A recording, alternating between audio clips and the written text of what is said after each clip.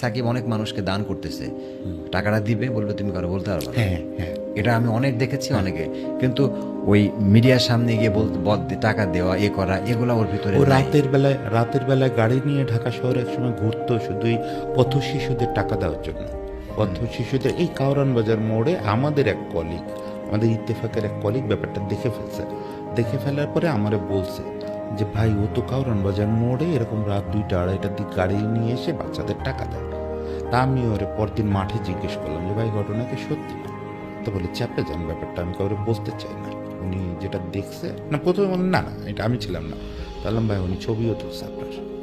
তো বলে এটা ঠিক করে না এই ভাই, ওনারে বলেন ছবিটা ডিলিট করতে, আর এটা আমি কারোর সঙ্গে শেয়ার করতে চাই না।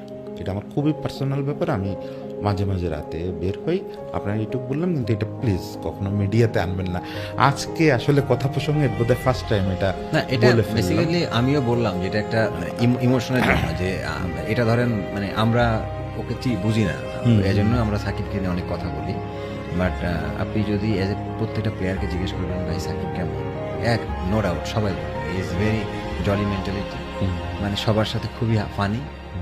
আপনি বুঝবেন না যে এসে পারভেজ ইমনের সাথে সাকিব আল হাসান কত ডিফারেন্স, মানে বয়সের থেকে খেলার থেকে। ওর সাথে এমনভাবে মিশবে মনে হবে যে ওর সাকিবের ফ্রেন্ড। হ্যাঁ এটা কিন্তু খেলার মাঠে অনেক ইম্পর্টেন্ট, অনেক ইম্পর্টেন্ট, অনেক ইম্পর্টেন্ট। তো